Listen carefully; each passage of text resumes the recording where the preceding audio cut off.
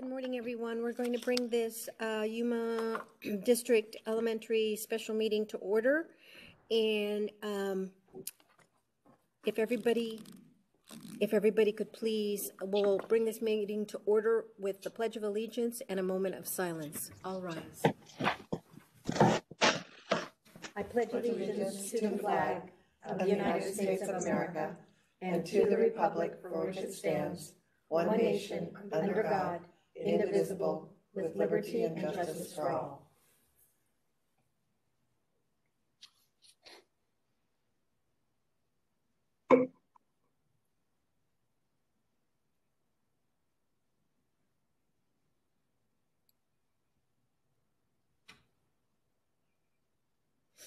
Thank you, and everyone please be seated. We will now go on to item 1.2, which is the adoption of the agenda. I need a motion, please. So moved. It's been moved by Teresa and seconded by Faith to approve the adoption of the agenda. All those in favor say aye. Aye. All those opposed, motion passed. We will now go on to item number 2, which is information items. 2.1 is discussion on employee compensation and benefits for the 2021-2022 school year. Mr. Sheldall. Madam President, members of the board, before I turn the meeting over to Luciano and Elizabeth, I would like to thank them both for their great work that they've done over the last few months and the communication with various employee groups as well. And I'd also like to thank Allison Sparks for being here today from Capital Financial. She's our consultant who helps us with all things health insurance and health benefits, and she guided us through the RFP process this year to ensure that we are in position to offer our employees the best benefit at the best cost. So she's going to be presenting to us today as well. So at this time, I will turn the meeting over to Luciano. Good morning, governing board members. Happy Saturday. I think it's a good way to start the day and talk about compensation benefits. We are excited to share with you some good news. I know the last couple of years we've had to make some very tough decisions when it comes to insurance, and today we have a lot of positive to share with you. So we're excited about that. We did condense the presentation down to 42 slides. We promised we'll go through them quickly, but it's just important for you to see the journey that we've taken, that we've garnered across the district to bring to your recommendation. So let's see if this is working here. There we go. Okay. So today we will be covering the following items. We will talk a little bit about our conversation with the compensation committee. We will show our members our mission. We will talk about insurance, again, very good news. And then we will bring the compensation recommendation to the board. We wanted to start off by just showcasing our compensation committee. And I know we're not having high five right now, but I did have the clappers. I do want to give them a high five. They're an amazing group of individuals that they dedicate their own time. They're not paid for their time on the compensation committee. We have representatives from every employee group, support staff, teachers, middle school, elementary, across the board. And we've been working for the majority of this group for 3 years now. Yeah. Time flies. And we've been able to accomplish quite a bit with our mission about having them provide feedback regarding compensation benefits for our district and really being able to boost communication to all of our stakeholders in our district community. But I want to say that I want to commend them because they come into the meeting with representing their employee group appropriately, but they also, at the end of the day, make the best decision for the entire team. But that takes a lot to come in with that mindset, with that perspective. So I just want to give them kudos for that. We've worked through this journey together for the last 3 years. We've been able to accomplish a lot, working towards rectifying the 4 years situation that we had several years ago, working through the compensation for support staff and trying to remedy the compression issues that we've had. So we've worked through a lot. We've seen some success, and we're excited about what we've been doing together as a team. And obviously you can see here that we met virtually this year. So we're thanking them for patience. We weren't able to provide snacks this year in our team meeting. That's something that they missed. Right. These are our committee members. You can see the employee group they represent. We have 2 middle school teachers, 3 elementary. We have representation from all employee groups: transportation, child nutrition, maintenance, our support staff, and admin. Okay, we're going to move on to the heart of the presentation today, which is insurance. And like I said, we have some great news. We brought in our insurance guru, our insurance expert. She's been our compass as we've navigated the journey of insurance for the last couple of years. So I want to introduce to you Allison Sparks from Capital Financial, who will be presenting this information to you. Awesome. Good morning, everybody. Thank you for having me. I know, as Luciano mentioned, Saturday mornings are really the best time to talk about insurance. So I know you're all really excited about that. I'm happy to be here, though. So we do have a lot to go through today. I will try to not get too far into the insurance weeds, try to keep it, sort of 101 type level so it goes relatively quickly. But we definitely do have some really good news today. So the decisions this year are a lot different than the decisions that we have had to make in years past. So I guess we'll just kind of start moving forward. Luciano? Thank you. So this gives you a little bit of history of where the district has been over the last several years. Obviously, we were with the consortium for a long time, and this is just going back for about 6 years. So since 2017, we have had a direct contract with Blue Cross Blue Shield under what's considered a fully insured platform. So we'll talk a little bit about kind of the different platforms, different type of funding arrangements that are available with insurance programs.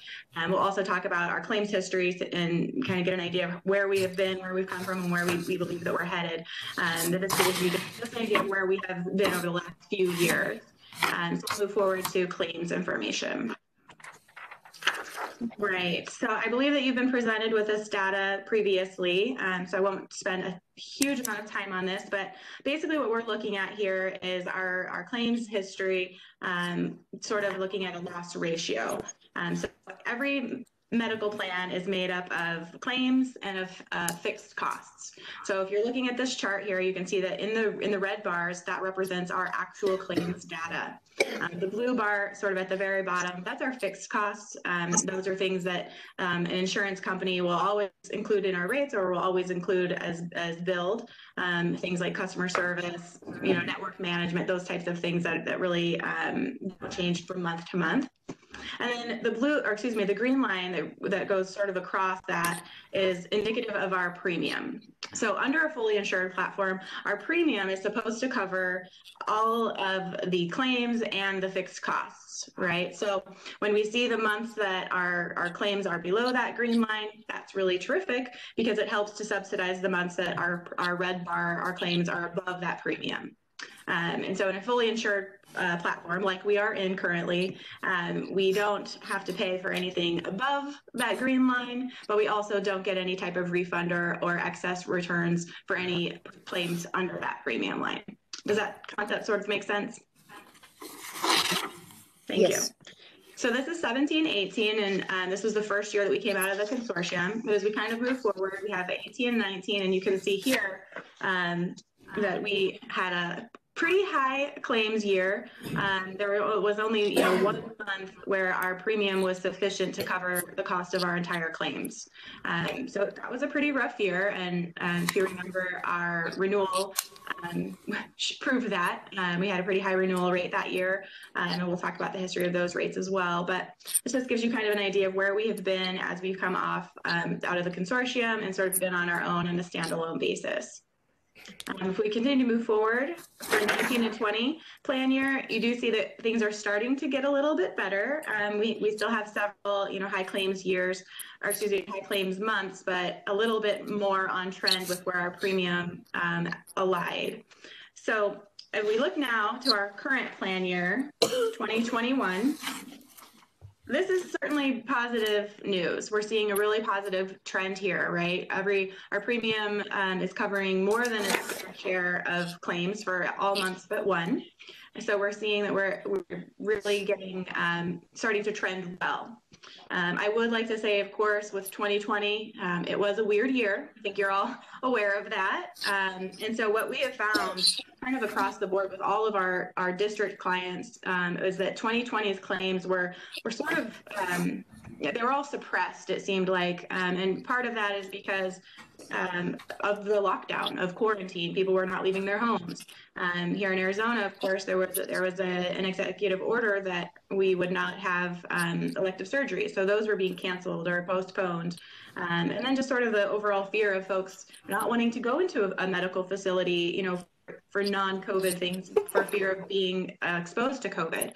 So all of that kind of plays in here, and I feel like it's worth mentioning for 2020. Kind of across the board, we are seeing some lower claims just across the board. I do anticipate that as things start to open up a little bit more and people start to feel more comfortable, we'll probably start creeping up a little bit more as those elective procedures are rescheduled. But for now, the suppressed claims year of 2020 and into 2021 has really benefited the district. For all the previous years that we had not gone out to market, this certainly benefited us to go out to market this year with those lower claims. So any questions on the claims data? Okay, so this shows you here our rate renewal history since we moved to Blue Cross.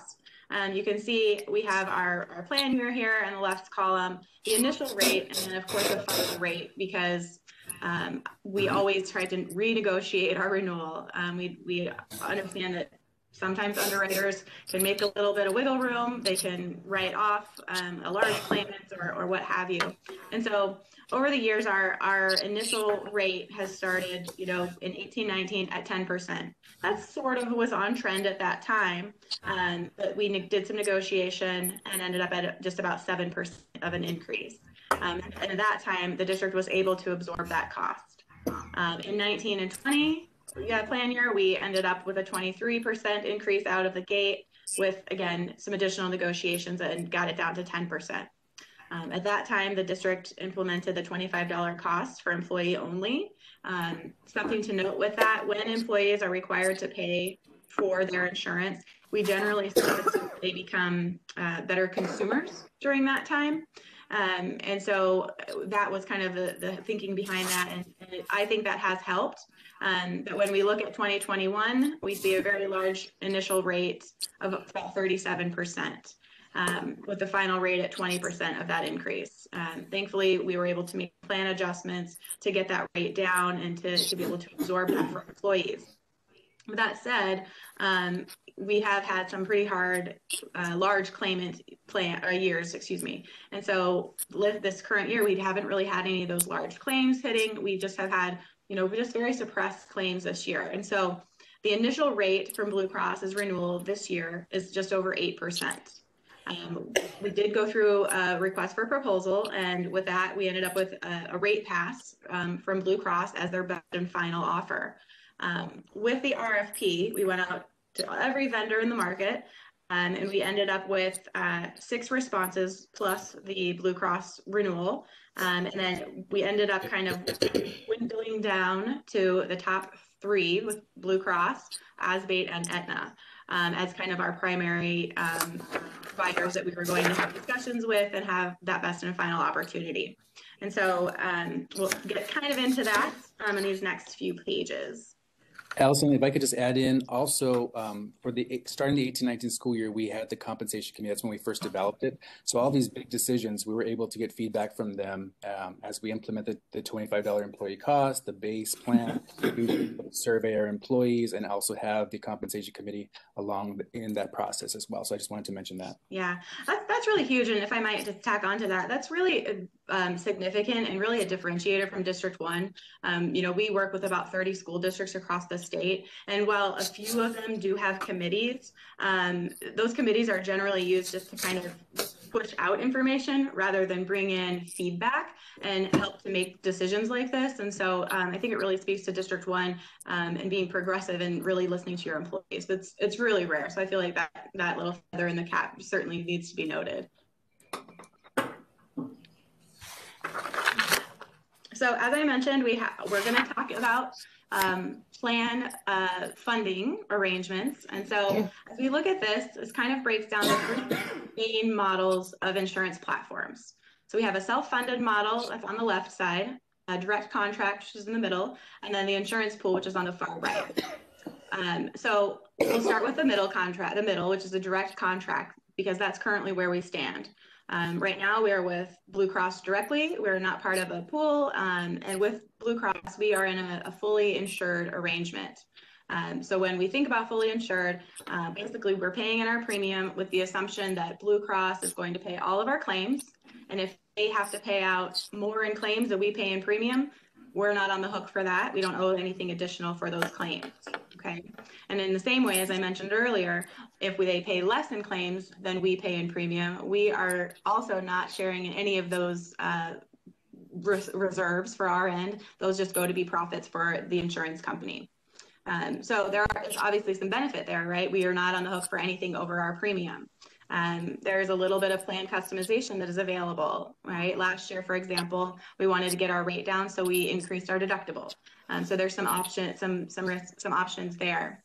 Again, it's a little bit less risky than some of the other options, primarily self-funding, simply because our premium is our premium for that set year.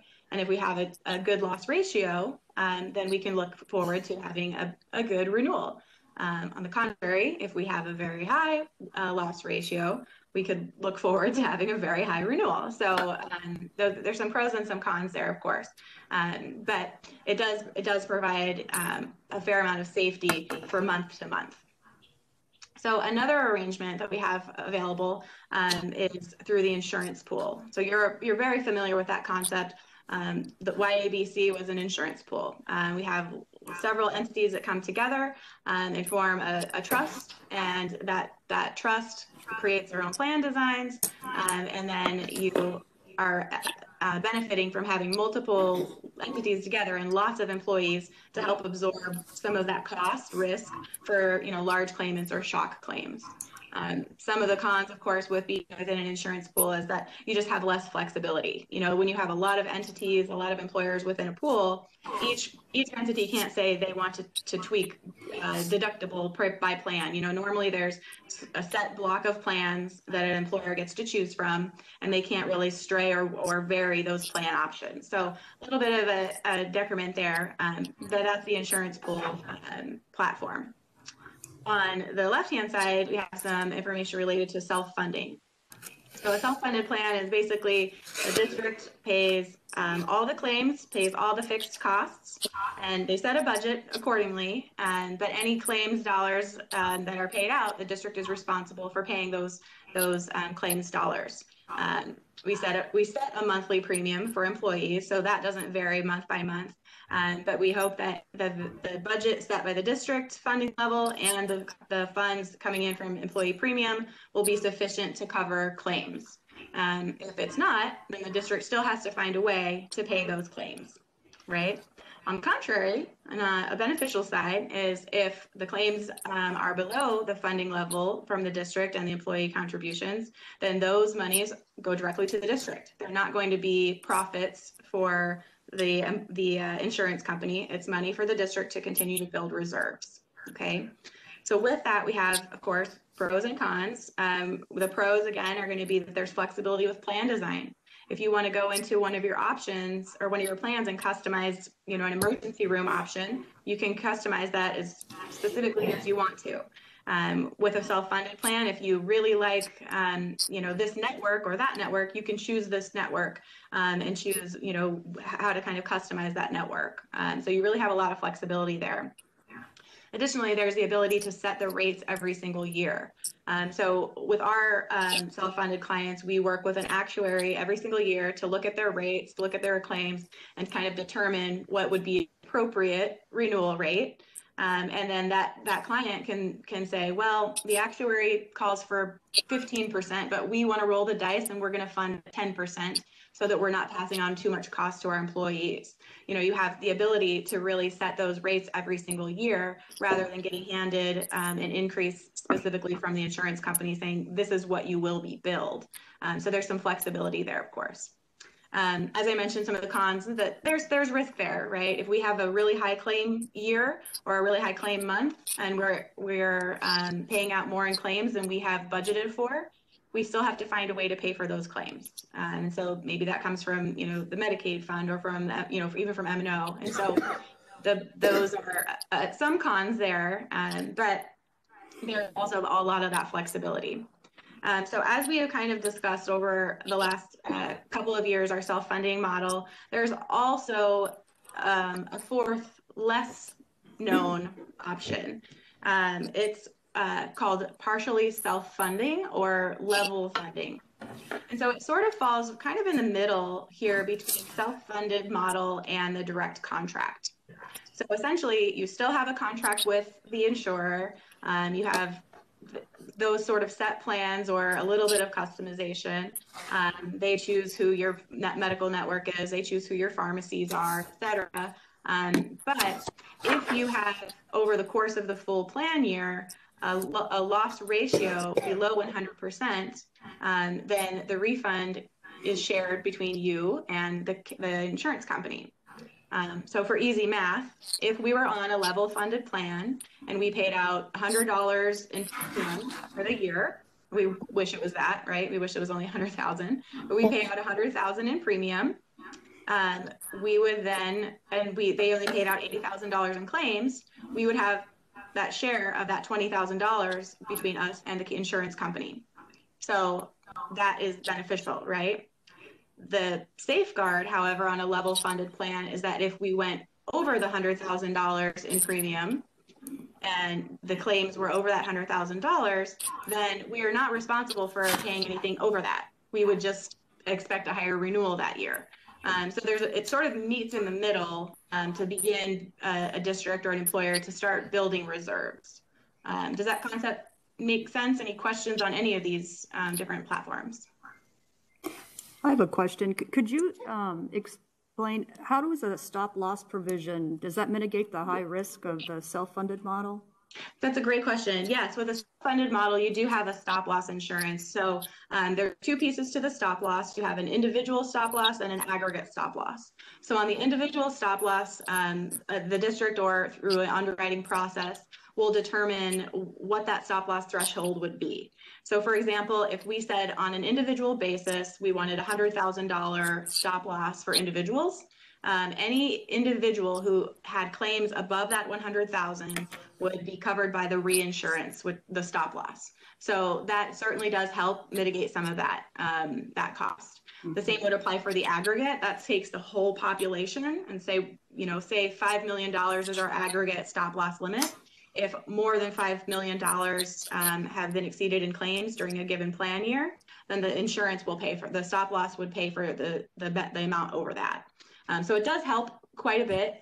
The caveat with that is that most insurers with stop loss do require a reimbursement process rather than funding those excess claims at the beginning. So if we were in that situation and we had, in my example, the $100,000 threshold for an individual, if that individual met the $100,000 and they had $150,000 in claims, the employer would be required to pay the $150,000 and then be reimbursed the $50,000 over the stop loss threshold. So there's still there is some claim mitigation, of course, or some risk mitigation, of course, but there's still some reasonable responsibility for having reserves that can pay for those claims until the reimbursement is complete. All right. Thank you. Great question.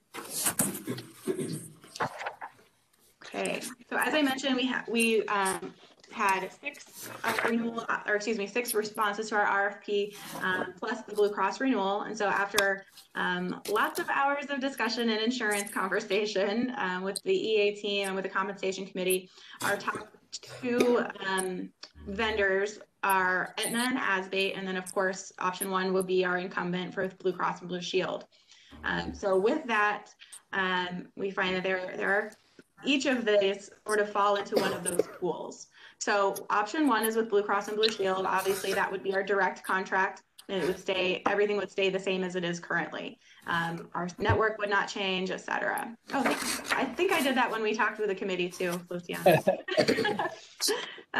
So our Blue Cross contract would stay the same. Our network would stay the same, and our plans would stay the same. We'll get into that a little bit more as well. We also received a competitive offer from ASBATE, which is an insurance trust here in Arizona. They're an insurance pool. They would require a network change. They use the Aetna network, as well. And then we had then we had another response from Aetna. They are sort of off to the middle between the self-funded and direct contract here on this slide, because they offered a level funded option. And so they are offering a 50-50 surplus share. So with the Aetna option, it would be what I just sort of described here. If there were any premium dollars paid more over our claims paid, then the refund would be provided to the district, assuming that we moved to Aetna and then renewed with them in the first year. But so this sort of falls kind of in the middle line there, not quite self-funding and not quite just a direct contract. It does give us some of that refund option. Questions on any of these three options? I will get into a little bit more detail about each of the vendors and their plans as well. Okay, let's keep trucking. This is the busiest slide, right, Allison? Yes. Yeah, we like to show these slides. We put these together for you guys so that you just, it's really job security for me, so that you know that we're not just putting bullet points up. We have to really get in and dig into the weeds of the proposals that we receive. And so I will not go through this in detail. You can certainly, read it on your own time. I always like to say that if you have insomnia, just read through this. It will put you right to sleep. But we have one of these slides for each of the three primary vendors. So this slide will be, or this format of this slide will look similar for the next two pages as well. Outlined in red, you see this is going to be our current situation with Blue Cross. So it shows in each of the columns our plan options, our PPO 750, thank you Vanna, PPO 1000, and then our high deductible 2000. I'm doing it on my end with the mouse, but I realize no one can see what I'm doing. So that shows you our plan options and plan design for each of the three plans that we currently offer. Below that, you'll also see that we have the rates per tier per plan. And also the enrollment, kind of in that far left column, you'll see the enrollment per tier for each of the plans as well. So that gives you an idea of where we stand currently. And I think it's important to note that when you see these billed rates down here, those are the total billed rates. So that takes into consideration the district's contribution and any employee contribution. So for folks who are buying up to the richer benefit, for those folks who are covering dependents, et cetera, this is the total billed premium down there at the bottom. So that outlines our current plan. Outlined in green will show the renewal option from Blue Cross. Now, I won't get into all these details, but you'll see that there are three plan options. If you see red or green font in any of these plan options, it will show you a plan change. So if the font is green, that means it's a better benefit than current. And if it's in red, it's a lesser benefit than current. So it gives you kind of an idea here. As I mentioned, Blue Cross, these look exactly the same, right? Blue Cross did not make any plan changes, and they also, after best and final, did not make any changes to their rates. So it just looks like a mirror image at this point. Questions on the Blue Cross option? So no red or green here. It's all staying the same, right? Yep. Yep. No red or green. Okay. So again, we like to be able to show side by side our current situation against every option that's available. So outlined in red, again, that's our current situation with Blue Cross. Outlined in the yellow box, this is our option one with Aetna. So they quoted three very, very similar plans to current. The only changes that we will see here will be our co-pays change on laboratory and x-ray benefits on both of the PPO options. That font is green for me to call out. So definitely some benefit enhancements here. Apart from that, the plans are exactly the same as our current plans. The primary difference, of course, is that we would not be using the Blue Cross network. We would be using the Aetna network.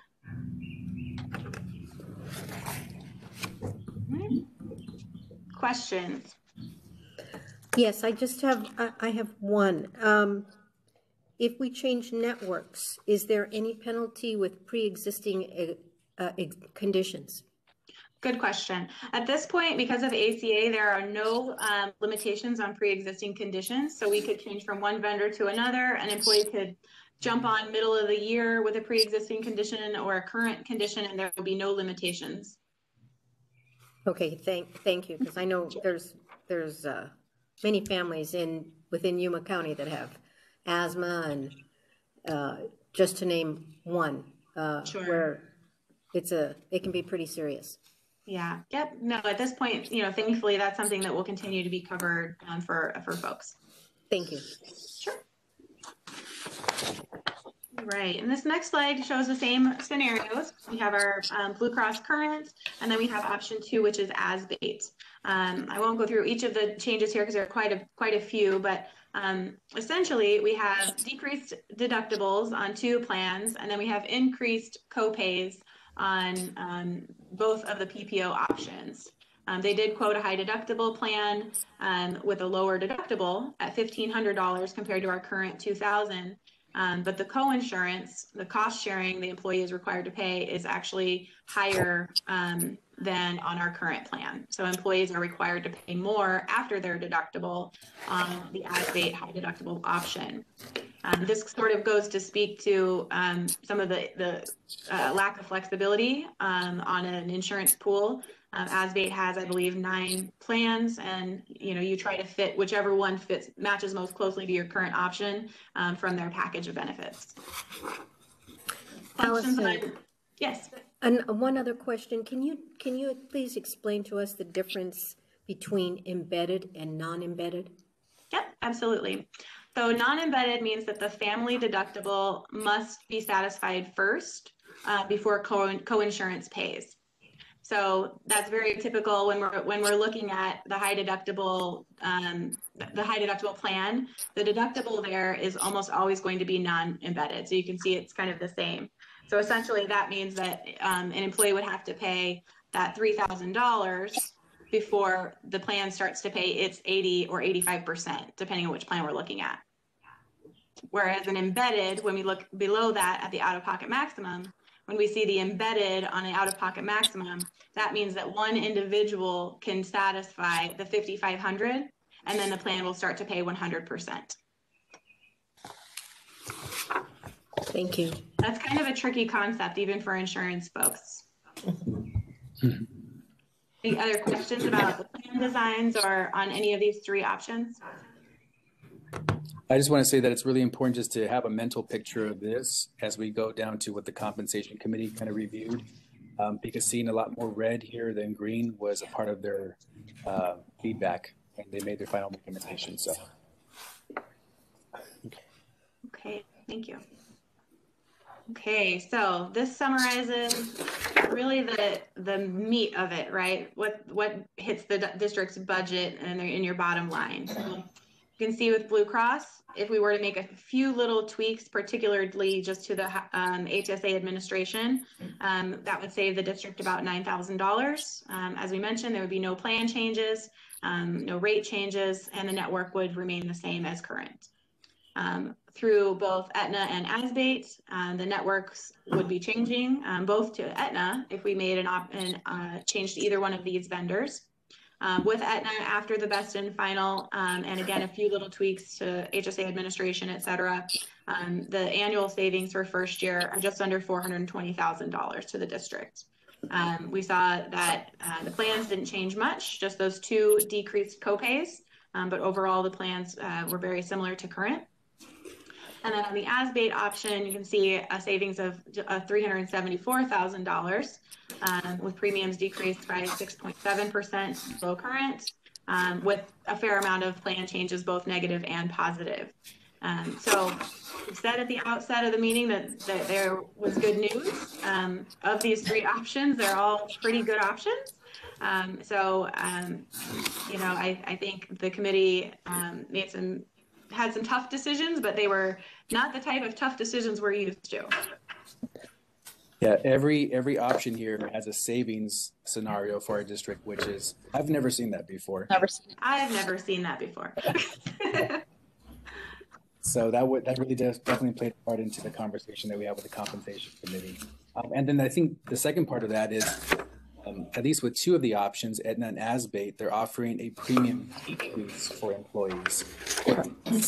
That's always unheard of too. It's always, okay, how much do we have to increase the premiums? So, it's a pretty significant decrease too. Right. Something to note with both Aetna and ASBATE, they offered some additional benefits as well. So with the Aetna option, obviously we have that level funded potential for a surplus refund, but they also offered $15,000 in wellness funds. Yes. And then with the ASBATE option, they offered a $20,000 implementation credit to help educate employees, to get information out to them, and those types of things too. So both offered, a little bit additional kick-ins. All right.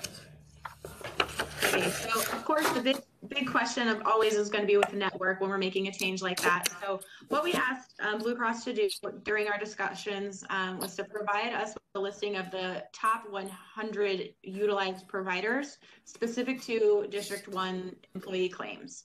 So this isn't just, hey, there's 100 doctors who work in Yuma County. These are doctors and facilities that your folks have actually utilized in the last 12 months. And so we had, during discussions, each of the responding vendors provide an indication as to whether they have these doctors or facilities in their network. Overwhelmingly, the networks are very similar to one another. And so kind of let you glance through that, but they're very similar to one another. So we didn't see a lot of disruption making a move either from Blue Cross to Aetna or to ASBATE. So we wanted to make sure that we were showing district-specific providers because that's very important. So Allison, how you would read this is just, you would go here to provider name, and then if it's covered by Blue Cross, it'd be a yes or a Y. Yep. And then Y. Okay. And if there's an N, that's a no, right? Correct. Okay. So if you look at the next 3 pages, you have the rest of the listing of those providers. And very rare to see a no. For them that surface, the majority of them are all yeses. Yep. Yeah, not much disruption there.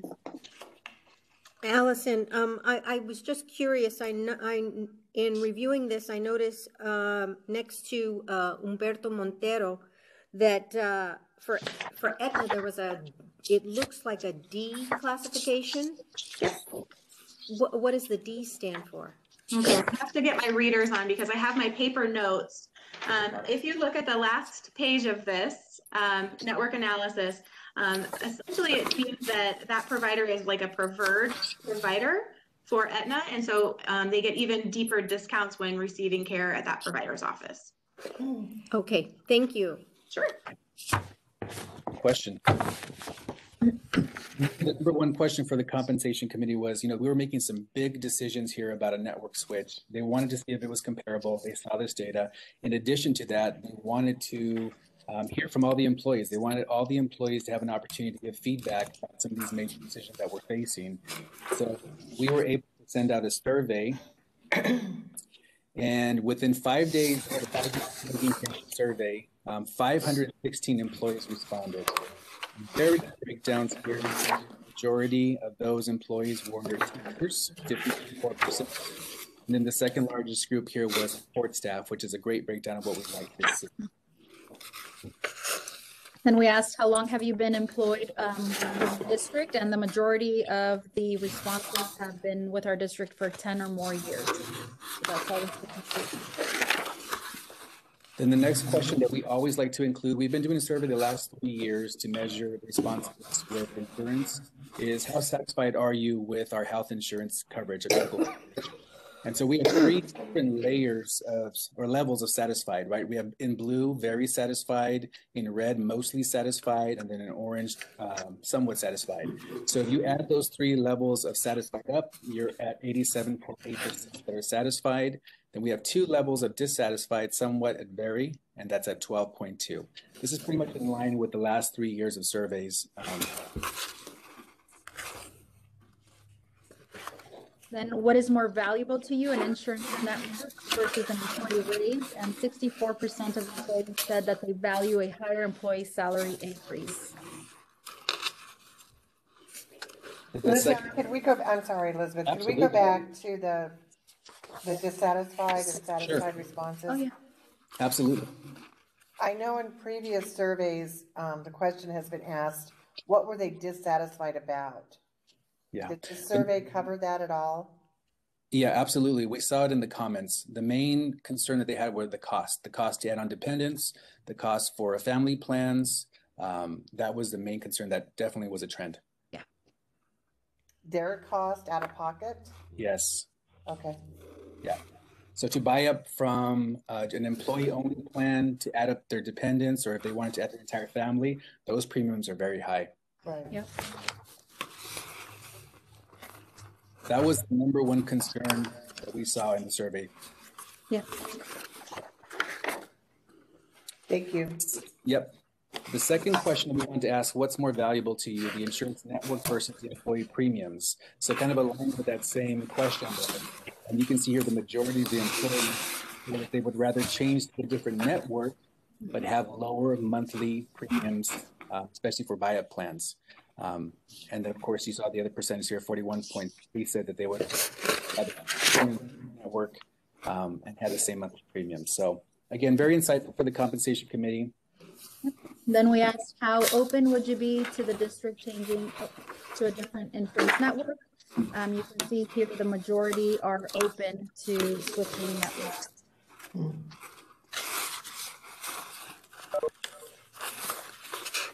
Then this scenario said, which one would you rather see the district recommend?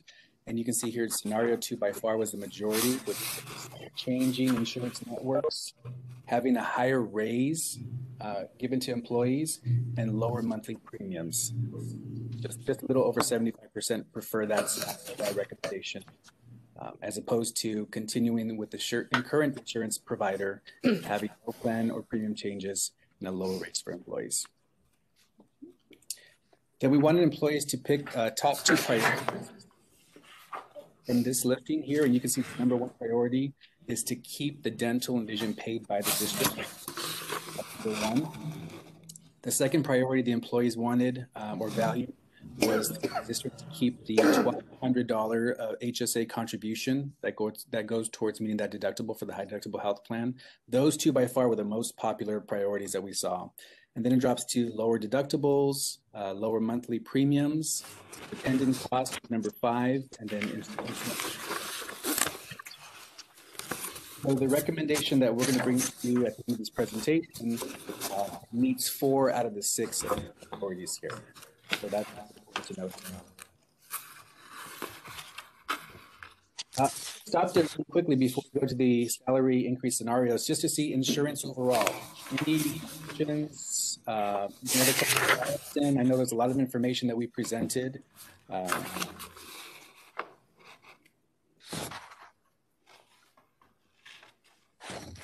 If not, we can move on. Okay. Okay. All right, so salary increase scenarios. This year, we have seen a significant enrollment decrease, as the board is aware. So going into next fiscal year, we will be conservative when projecting our budget. If you can go to the next slide, Luciano. Next year, we will build a budget on the following scenario, gaining half of our students. So by doing this, our new money would be $900,000. And we're usually having a conversation of how much of our new monies will be allocated towards health insurance. So this year, we can actually use the insurance savings towards salaries. So this slide here, our projected budget, including our insurance savings. If we remain with Blue Cross Blue Shield, you can see our total budget there. $900,000. Scenario 2, switching networks over to Aetna and utilizing the insurance savings. Our total budget would be 1.3 million. And then scenario 3, switching to ASBATE, $1.2 million to utilize towards salary increases. Again, this is very different from the conversations we've been having the last couple of years, where we have to have insurance in red as far as a cost as opposed to a savings. So it was a different conversation that we had this year with the compensation committee and our cabinet group. So it's positive, though. Absolutely. Before we go on to the recommendation of the compensation committee, see how we divide our employees, or how we identify the group. So these are the 3 groups: certified, support staff, and other employees. So we'll go in detail. They're grouped up by placement schedule. So this is the teacher placement schedule, certified placement schedule. These are all the that are included in this employee group right here. So I'll give you a moment to look at that listing there. You've got your classroom teachers, your interventionists, migrant advocates, counselors, coaches. Everyone who's certified is on this placement schedule. So that's group 1. Group 2 are hourly employees. Every single one of our hourly employees is on our support staff placement schedule. The third group is our professional and technical employees, or exempt employees. So this includes all of our therapists, our therapist assistants. This includes all of our administrators, certified administrators and non-certified administrators, supervisors, registered nurses. Again, all of our professional exempt are included in this listing here. So just before we get into the scenarios, we had a great Elizabeth, it looks conversation. like the screen, you got a request to install new software on the screen there. It might be Christine's. It's the laptop in the governing boardroom. Let me see. Okay, so what do we do? Remind me later. Let me go over there. Still running, that's good. Today. Still here if I turn that heater on? Yeah. It's freezing. Yeah. Don't you have a jacket? If you can turn the volume up just a little. The volume on. Oh, are you No, I was wondering, can you guys, is it distracting to have that It on? sounds a little, Well, he's cutting out. yeah. Just tell Luciano, because it has to do with, this system. It's Okay. not our system. There's like a lag. Yeah, it's Okay. like in and out, in and out, you know. It's a cute little heater. It's so cold. I was like, Yeah, I thought I would be warm because I have a sweater and something on underneath it. I didn't want to unlock that door, but I just propped it in. Do we need to open a little recess, bit, Jamie? Because I don't want anything saying that it was not open. we need a It is an recess? open meeting, so.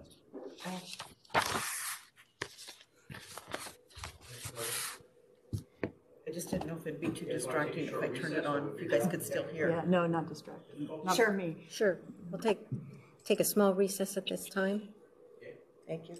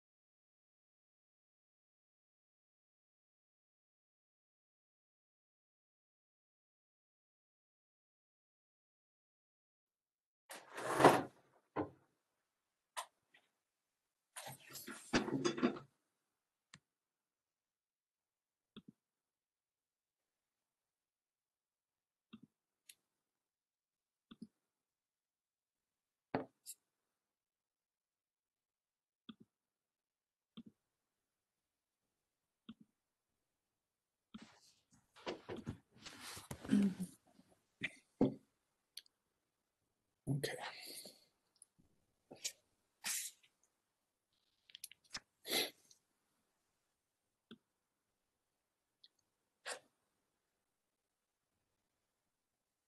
And Elizabeth, Barbara said that they could barely hear us, so Oh, I'm gonna just kind of lean in a little more just to see if that helps.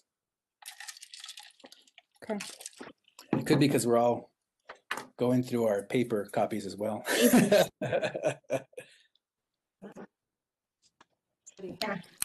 So like I was Ready. doing, so I Back muted in that. session.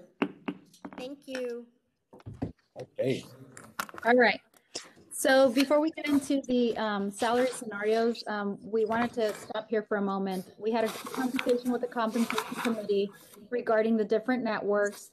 We evaluated the pros, the cons, and everyone decided to narrow it down to two scenarios: Blue Cross Blue Shield and Aetna. We just felt that ASBATE had too many negative plan changes. And we also felt that it was taking a step backwards instead of moving forward to a possible self-funded model. So Luciana, you want to go to the next slide? Can I ask Elizabeth a question? Yes. So if we were to choose Aetna or ASBATE, if, I'm just curious, is this a sustainable savings? If it's more than just this year's budget we can count on? This is sustainable, Faith. Also, we have been very conservative with our budget. We carry a contingency every year because of current year funding. We've have all these funding relief sources that are available to our district. And we also want to take advantage of the 50-50 surplus, the wellness budget that Aetna is offering so that we can educate our staff so that we can have our loss ratios below 100. So that's something we truly want to focus on this coming fiscal year.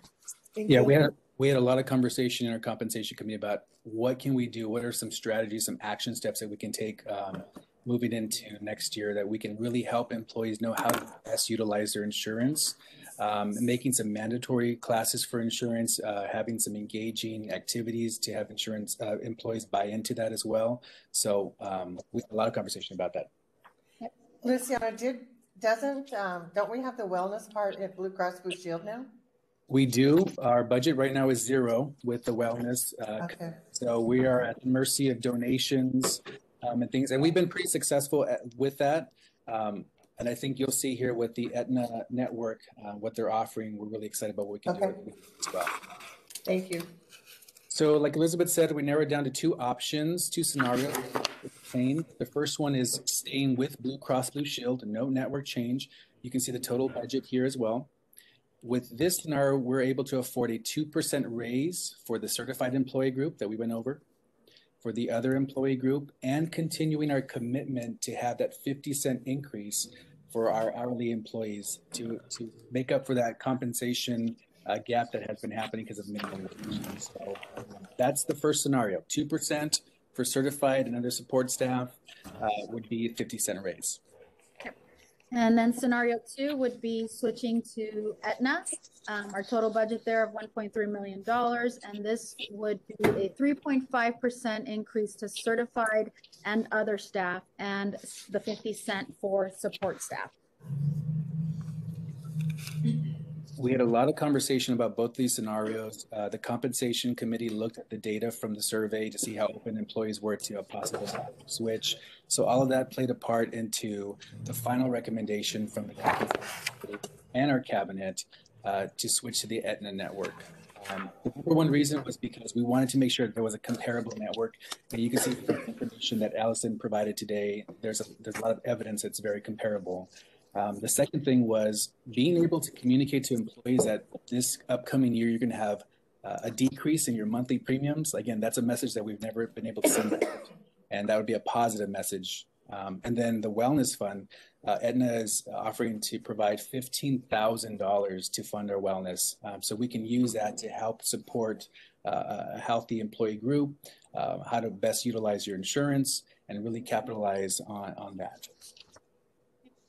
Also, one of the things, the 50-50 surplus refund, and then of course the 2 positive plan changes. So on the lower monthly premium that Luciano mentioned, just to give you an example, someone that has their family on our high deductible health plan would see a $100 decrease in their monthly premium. So $100 per month decrease. That is substantial. Thank you, Elizabeth. Yeah. So ultimately, we ran this whole scenario through Cabinet Compensation Committee, and even though we don't lead with, whether it's a unanimous vote or not, we go by consensus. It was unanimous, and I think it's for that. Every single member of those employee groups voted to support the 2 bring to the governing board today. So to reiterate, we're bringing forth a recommendation of switching to the Aetna network for the upcoming school year. You can see the savings for that, the total budget. And in addition, because of that savings, we're able to have a higher employee raise of 8.5% for the certified employee group, for the other staff employees, and then continue the commitment to have a 50-cent raise for our support staff employees. This would be all of our hourly employees except for those in the minimum wage group, because they will receive their inflation rate in January. A quick question on Aetna. Do they have anybody local or representing them locally, or is this all out of Phoenix? They don't have anyone in Yuma County, but they do have representation in offices in Phoenix. They have committed through our best and final to be available for employee meetings, benefit fairs, orientation, all, to be on site once we're all comfortable with on-site meetings, but they've committed to making a representative available for on-site events. That would just be one of my concerns. I just feel like we need somebody locally if we have issues. It'd be nice to have somebody available that is strictly assigned to Yuma School District number 1 to take care of our issues. Yeah, we'll have actually a team of folks kind of assigned to us. So there'll be an implementation team that will see us through implementation and kind of roll out. And then once that's taken over, we'll have a team of 2 others. Somebody will help every single year with our renewal information, the renewal process, and then an account manager assigned to the district specifically for day-to-day questions or services, any issues that might come up. Thank you. And then Allison, right now, to compare with Blue Cross, they also don't have a local representative, correct? Right, No. Exactly. They're still in Maricopa County. Right. One other question. Will Aetna also provide, many of the insurance providers provide a nurse that you can reach 24/7. I don't know if we had that option through Blue Cross Blue Shield, but can you answer that, Luciano? I think Allison probably would be best to answer that question. Okay, Allison. Sure. Yeah. With Blue Cross, we have a nurse on call available, and Aetna also provides a nurse on call. Both Blue Cross and Aetna also have a telemedicine benefit that's available to employees. With the current Blue Cross, Blue Care Anywhere is what it's called, telemedicine program. The employees who are on the high deductible plan are required to pay a $40 consultation fee. If we were to make the move to Aetna on the telemedicine benefit, that's only a $5 fee for those folks. So we'll have similar benefits that will be available. Okay, great. Thank you. That's good to know. Any other questions, comments? I just want to thank the compensation committee for their hard work. This was a very detailed and research-based decision that they came to, and I want to thank them for the time they put in. Absolutely. Yes, thank you. And it does look so much better. Oh, Right. It was so nice seeing the better numbers. I remember 2 years ago, none of us could hardly speak. I know We're in you shock. guys can't see, but I didn't see a single head in hand up here. Yeah. A single forehead in the palm. Aren't any thumbs downs coming through the chat either, it didn't look like. No, gosh. No crickets in the room. Thank you. We want to thank you again, once again, for all your hard work, the 3 of you. Allison, Elizabeth, and Luciano. Thank you very much. And Allison, for being available to answer, to help with the presentation, as well as answer any of our questions. Sure, of course. We spent quite a bit of time with Allison lately. You know, sorry guys. Okay, thank you again, and we are going to go on to item 3, which is the consent agenda, which is approval of items that are of a routine nature and those that normally do not require deliberations on the part of the governing board. A board member may pull items which will be discussed and voted on separately. Do any of my fellow board members have items to be pulled? Okay, do I hear, is there a motion to approve the consent agenda? So moved. I'll second it. It's been moved by Karen and seconded by Adele. Yes. All those in favor say aye. Aye. Opposed? Motion approved unanimously. We will now go on to our action items. Action item 4.1, consideration to approve written determination and recommendation to award RFP-1-21-3-5 medical insurance. Mr. Sheldon. Yes, Madam Chairman, based on the information that we received through the RFP process and the work by the Compensation Committee and also reviewed by the Cabinet, it's our recommendation that the governing board award the RFP to Aetna, as noted in the background. Okay, do I hear a motion to approve said recommendation? So moved. Second. It's been moved by Teresa and seconded by Karen to approve, that the governing board approve the employee compensation recommendation for the 2021-2022 school year, which would be Aetna. This is the Aetna insurance Aetna RFP. insurance. All right. Oh. I You went to flipped the, my page. I flipped one too many page. Okay. Let me rephrase that. It is the recommendation of the governing board to award RFP 1-21-3-5 to Aetna as noted in our recommendation. All those in favor? Say aye. Those opposed, motion passed unanimously. We will now go on to item 4.2, which is consideration to approve the employee compensation for the 2021-2022 school year. Mr. Sheldon. Yes, Madam President, members of the board. Again, we received a detailed presentation today, and I appreciate Allison's remarks earlier about District 1 and the way we do our best to be as transparent as possible. And with our compensation committee, Luciano and Elizabeth do a great job running that committee and bringing the information to them. And by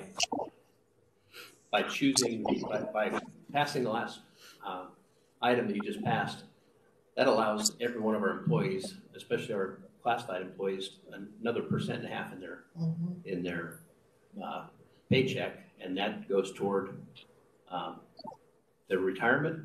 That goes toward any increase that gets passed on from years down the road. So we believe that this is going to be a very, very beneficial to all of our employees. It's also going to help us further decompress the classified schedule that's been that was a result of our minimum wage increase. That I'm proud to say we are on schedule. We put a schedule together to try to decompress that schedule, and we are on schedule to have all of our categories of hourly employees decompressed within after next year. And I just think that this is a win-win for everybody.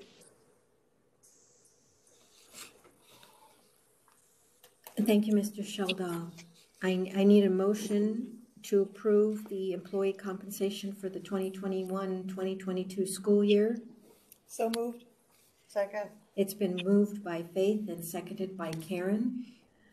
to approve our employee compensation for the 2021-2022 school year. All those in favor say aye. Aye. Opposed? Motion approved unanimously. Is there anything else? No, I just want to say thank you also to Luciano, Elizabeth, and Allison, and of course the committee. In years past, this I think is my 10th benefit meeting, You're just getting started. and it's and this is by far the easiest and the best that we've had, and I really do appreciate that. All the work that you guys put into it, and please say thank you to everyone on that committee. I liked the diversity on that committee too. There were some older, well-seasoned employees and some newer, younger, not so seasoned employees, and just from a different background. So that was great. Good job. I second that motion by Karen. We appreciate all the hard work you've done. Because we know it's not easy, and it's a lengthy process. Okay, that being said, I'm gonna adjourn the meeting.